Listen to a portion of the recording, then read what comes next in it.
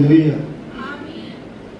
खुदा का, फजल रहम खुदा का जिसने मुझे और आपको ये ज़र्फ़ ईमान अता फरमाया कि हम आखिरी जुमेरात की शुक्रगुजारी कर सकें। ज़िंदगी के कलाम की बाबत, क्योंकि ज़िंदगी का कलाम पाक रूह के वसीले से हमसे बोलना चाहता है कि हम अपनी ज़िंदगियों को ईमान के सबब से कामलियत की तरफ राग़िब कर सकें। हवा चलती है और चलती रहती है, वो किसी के इख्तियार में नहीं कि वो हवा को रोक सके। इसी तरह हमारी ज़िंदगी की बरक़ात हैं, वो दुनिया में आती हैं और हमें मिलती रहती हैं। हर बरकत का तल्लुक़ हमारे ईमान के साथ जुड़ा हुआ, ताकि हम अपने अंदर एक यकीन, एक भरोसा रखें कि खुदा हमें देने वाला है। अब खुदा के पास देने का इख्तियार है और हमारे पास हासिल करने का इख्तियार है। जिस तरह आपने दूसरे पतरस के खत में और उसका 3 बाब और उसकी 9वीं आयत मुबारका में पढ़ा कि खुदावंद अपने वादे में क्या नहीं करता, देर नहीं करता, जैसे देरबाज लोग समझते हैं। खुदा का मकसद इंसानी जिंदगियों को जो किबले हैं, जिनकी सोच है, उसको दुरुस्त समझ की तरफ राग़िब करना है। अगर खुदा हमारी समझ को दुरुस्त समझ की तरफ राग़िब नहीं करता तो फिर कौन करेगा? इसलिए हमें जो चाहिए उससे पहले हमें अपने किबलों को दुरुस्त करना है। बच्चा पढ़ने जाता है तो टीचर कहती कि जो लाइनें हैं उनको क्या किया जाए, सीधा किया, बेतरतीबी नहीं। इसलिए खुदा जो वादों में सच्चा और कदूस है, उसके वादों में देर नहीं है। देर हमारे ख्यालात में है जो बातल हैं, मगर इन बातल ख्यालात के अंदर अगर हम कुछ बातें कलाम की रख लें और रूह से समझने की सलाहियत हासिल करें तो ये हमारे ईमान के लिए जिंदगी का हिस्सा बन जाता है। इंसान सोचता रहता है कि मैं गुनाह की कैद में हूं। सोचना कोई बुरी बात नहीं है, सोचने में आपको कोई नहीं रोक सकता। अगर हम ऐसा सोचते कि हम गुनाह की कैद में हैं तो हमें ऐसा भी सोचना चाहिए, इस कैद के लिए खुदा ने अपने बेटे यीशु मसीह का कफारा दिया ताकि हम कैद से निकल सकें। हम ऐसा नहीं सोचते कि मैं कैद से निकल चुका हूं, अब मैं खुदा की पनाह में हूं, अब मैं खुदा की हजूरी में हूं, अब मैं खुदा की मामूरी में हूं, अब मेरे खुदा का वक्त है। हम ऐसे नहीं सोचते, बस यही सोचते रहते हैं मरूसी गुनाह नस्ल दर नस्ल जो है हमारी जिंदगियों के अंदर क्या करता रहता है, दाखिल होता रहता है। मगर हम ऐसा नहीं सोचते कि हर शख्स के गुनाह को खुदा बेटे ने डांप दिया, धो दिया, उससे राहत दे दी, इत्मीनान दे दिया ताकि इंसान खुदा का क्या कर सके, शुक्र अदा कर सके।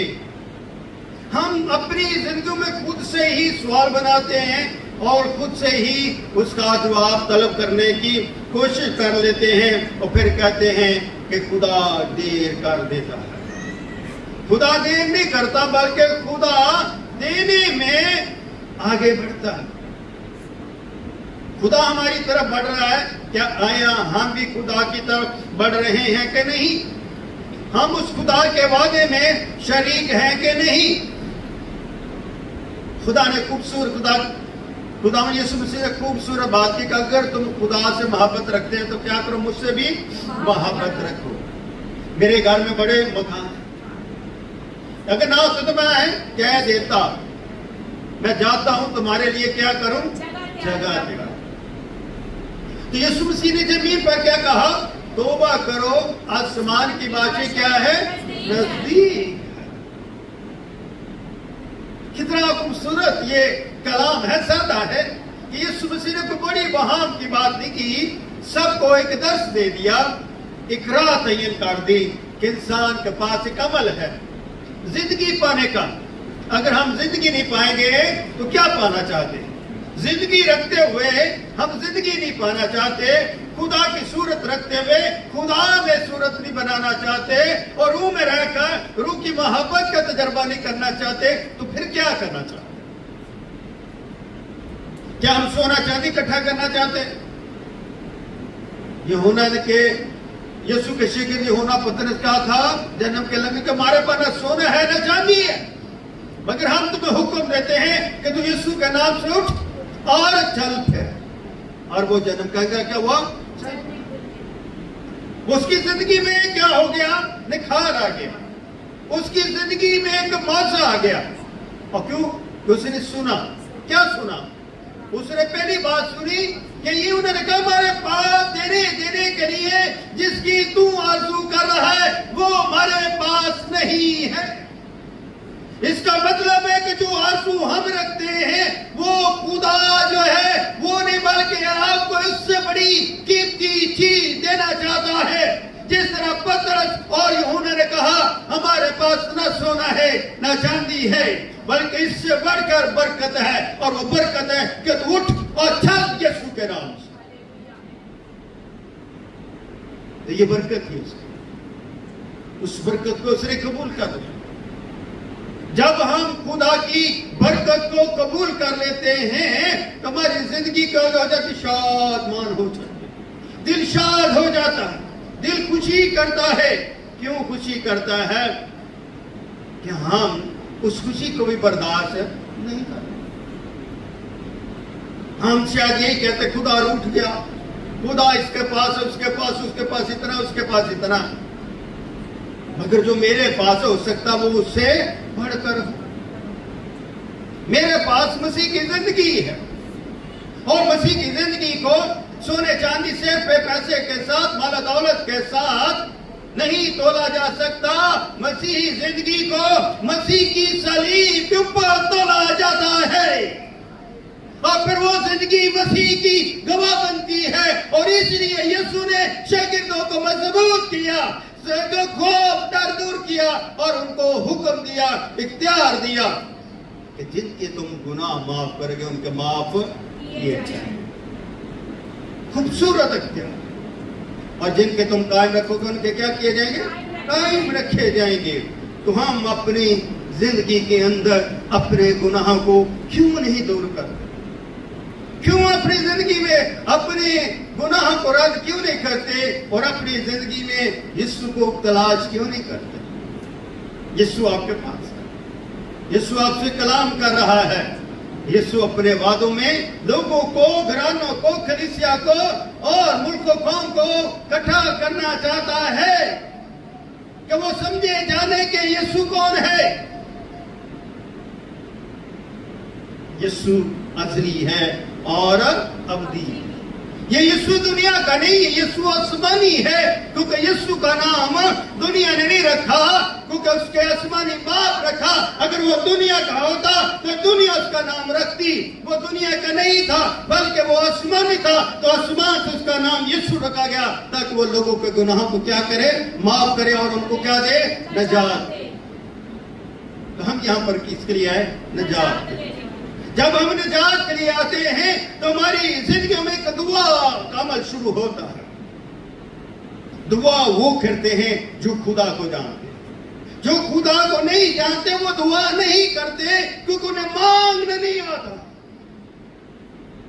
अगर उन्हें मांगना आता हो तो उस मांगने वाले को जाने। आइए अपनी जिंदगी में दुआ की कुर्बत पे वक्त गुजारें और अपने खुदा का तजर्बा करें दुआ में। कि दुआ में मैं अपने खुदा से किस तरह बात करनी है, मुझे किन किन चीजों की जरूरत है, वो अपने खुदा के आगे रखें। जो मुझे मिल सका उसका मैं शुक्र अदा करूं, और जिसकी जरूरत है मैं उस पर खुदा का करूं। हम तो अपनी शिफा के अंदर भी कुछ पाना चाहते हैं, लालच दे के मुझे मैं ये दुआ करूं तो मुझे ये मिल जाए। नहीं, हम कभी ये नहीं कहते खुदावन तेरी मर्जी मेरी जिंदगी में पूरी हो और मैं तेरी मर्जी के मुताबिक अपनी जिंदगी को आगे बढ़ाऊं। हम होशियार होते हैं, क्या होते हैं? हम होशियार होते हैं। हमारी होशियारी हमारे तक रहती है, खुदा तक नहीं रहता। आपकी होशियारी को सब खुदा जानता, वो आपके पैदा होने से पहले जानता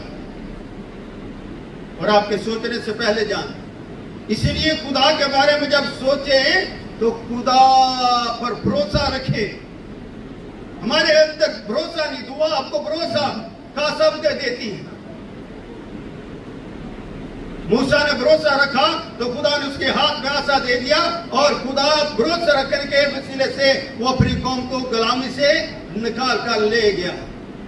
तो आज अपने ईमान से, दुआ के वसीले से, कलाम के वसीले से और यीशु मसीह की नुमाइंदा होते हुए, शागिर्द और तालिब होते हुए अपनी जिंदगी में भरोसे को जन्म दे, ताकि आपके अंदर एक ठहराव हो, एक तहम्मुल आए। क्योंकि तहम्मुल जो है वो खुदा के रखने में आपको खड़ा कर देता है। खुदा ने जब अपनी हैकल बनानी का मंसूबा दाऊद का दिया, मुकम्मल किसने किया? उसके बेटे। फिर वो ही बेटा आखिर में क्या गया? वो बदरवा हो गया, बुत प्रस्ती में गिर गया। मगर खुदा ने मंसूबा उस बंदे के वसीले से क्या कर लिया? पूरा कर लिया। हमें भी चाहिए कि हमसे खुदा अपने मंसूबे को क्या करे? पूरा करे। इस पूरे मंसूबे को करने के लिए हमें भरोसा चाहिए। अगर हमें शिफा भी लेनी तो हमें भरोसे के बगैर और ईमान के बगैर और दुआ के बगैर और यीशु के बगैर कोई शिफा नहीं दे। अगर हमें कुछ चाहिए तो अपने यीशु के पास आना पड़ेगा, उसकी हजूरी में झुकना पड़ेगा और उसके फजल को मांगना हो। तेरा फजल मेरे लिए क्या है? काफी। इससे बड़ा बरकत नहीं हो सकती। कि खुदा का फजल ये है कि खुदा हमसे मोहब्बत रखता है, ताकि हम उसके कामल दिनों को पकीज़गी के साथ समझ सके। जिंदगी कुछ भी नहीं। हमारे पास जी उनके बड़े भाई को कि 3 शरियाने हार्ट की बंद थी, मगर उनको हार्ट अटैक आया और वो हॉस्पिटल में गए, मगर वो चल के गए, सर्वाइव में थे, चल के गए। उनका फौरी ऑपरेशन करवाया गया। ऑपरेशन कामयाब, ऑपरेशन में कोई कमी नहीं थी, मगर ड्यूरिंग ऑपरेशन लबलबा उनके अंदर चला गया और उस लबलबे की वजह से इन्फेक्शन बॉडी में जो है दाखिल हो गया, और वो इन्फेक्शन इतना तेजी के साथ फैला कि बॉडी भी ग्रीन हो गई और वो चंद घंटों दिनों में ही इस दुनिया से चलता फिरता शख्स अच्छे महंगे डॉक्टर से ऑपरेट करवाया गया, और आखिर तक उनका हार्ट जब वो कोमे में थे ठीक काम कर रहा था, मगर बदन के अंदर से इन्फेक्शन को दूर नहीं। इंसान के पास कोई इख्तियार नहीं है जिंदगी को बचाने का। इख्तियार जिंदगी को बचाने का मेरे यीशु के पास है। जब यीशु के पास ही मेरी जिंदगी का इख्तियार है, तो हम अपने यीशु के गवाह क्यों नहीं बनना चाहते और अपने भरोसे को यकीन में क्यों नहीं बदलना चाहते? हमें यकीन ही नहीं, आज तक यकीन नहीं है कि यीशु मेरे लिए मरा। ये बेइत्कादी कम भरोसा है। जिस दिन हमें यकीन आएगा कि यीशु मेरे लिए मरा, मेरे लिए जिंदा हुआ, मेरे लिए आसमान को उठाएगा, मेरे लिए आने वाला है, तुम्हारा दिल खुश हो। अभी अपने गीत गाया, उसका पहले समय कि चिड़िया ने चू चू 10 पे ये होने वाला है सवेरा। कभी अपनी जिंदगी में तो चिड़िया बहुत जल्द जो है 4 साढ़े 4 बजे ना वो बोलना शुरू कर देती, उन्हें पता लग जाता, फिर वो निकलती अपनी खुराक के लिए। पहले वक्तों में बुजुर्ग लोग इसी तरह चिड़ियों की चू चू की आवाज सुनकर अपने घर से निकलते और तैयारी के लिए जाते। फसल के लिए निगहबानी के लिए जाते, काम काज के लिए जाते, आज भी गाँव में ऐसा ही करते। उनका यकीन होता था सुबह सवेरे दुआ करके खुदा की शुक्रगुजारी करके अपने कामों की तरफ क्या करना है, निकलना है। उनका यकीन होता था, और वो यकीन उनका ईमान होता था कि वो जिनसे मांग रहे हैं वो देगा। अगर वो आसमान बना सकता है, जमीन बना सकता है, इंसान को मिट्टी से बना सकता है, पहाड़ बना सकता है, चरस बना सकता है, तो फिर वो मुझे जिंदगी देकर मेरे यकीन को भी वो कामल कर सकता है। अगर वो मेरे यकीन को कामल कर सकता है तो वो एक ही कामल है जिसका नाम यीशु। उसकी काबिलियत में कोई तगैयर नहीं, कोई फर्क नहीं, और वो जिस्म में भी कामल है और रूह में भी कामल है। और कामल शख्स ही मेरा कफारा दे सकता है, वरना खुदा फिर आदम से ले लेता, आदम की कुर्बानी मांग लेता।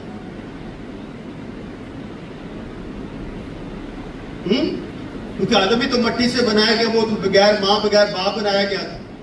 मगर एक बात समझिए, आदम कामल नहीं होता। अगर आदम कामल होता तो दुनिया में गुनाह नफीस ही नहीं हो सकता, फिर सारी दुनिया का तिपा कामल होती।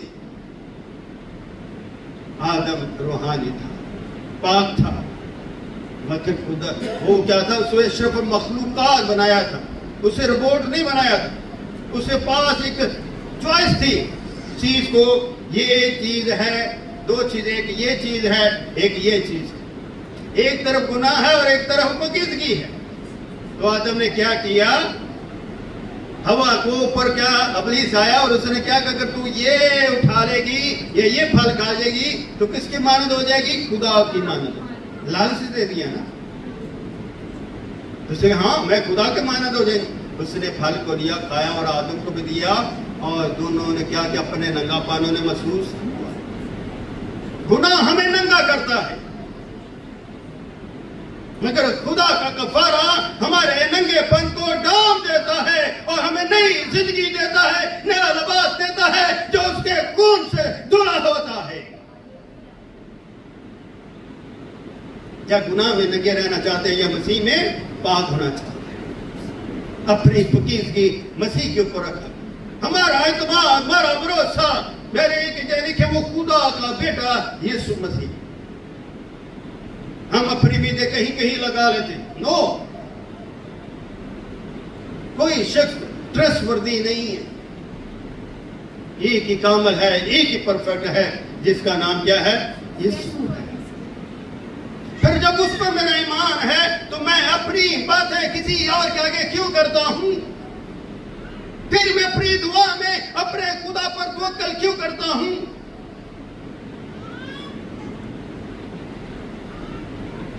खुदा ने अपनी कौम बनी इसराइल को क्या उसने ईमान की बातें, क्या उनको कलमा दिया। इसने 6:4 में, ऐ सुन इसराइल, खुदावन तेरा खुदा एक खुदावन, तू अपने सारे दिल, अपनी सारी जान, अपनी सारी ताकत से अपने खुदा से क्या कर, मोहब्बत रख। तो यूहन्ना 3:16 में क्या कहता है, खुदा ने दुनिया से ऐसी मोहब्बत रखी कि उसने अपना इकलौता बेटा बख्श दिया ताकि जो कोई इस पर मान लाए हलाक न बचा करे, हमेशा की। उनको बता दिया कि तेरा एक ही खुदावंद है। फिर खुदा ने कौम को बता दिया